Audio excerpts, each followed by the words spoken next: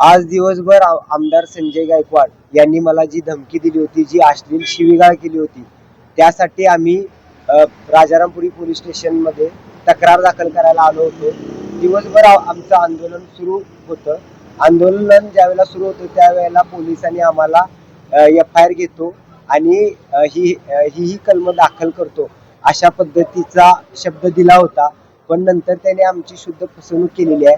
कारण की त्यांना तुझ्या माईचा शिवाजी महाराज नवरा होता का, तसेच तुझी जीभ कापून टाकतो, तुला घरात घुसून मारतो, आईवरून बायकोवरून अत्यंत घाणेरड्या शिव्या या सगळ्या त्यांना दखलपात्र वाटत नाहीत. त्यामुळं अदखलपात्र स्वरूपाचा गुन्हा ते नोंद करून घेत आहेत. त्यामुळं अशी कलम किंवा अशा पद्धतीचा गुन्हा नोंदवून घेणं मला मान्य नाही.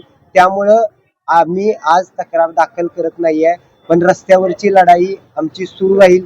आणि अजून एक मला विनंती करायची आहे की अजिबात कुठल्याही पोलिसांनी आमच्या आसपास फिरकू नये. मला कुठल्या सुरक्षेची गरज नाही. ज्या वेळेला माझा खून होईल त्यावेळेला तरी यांना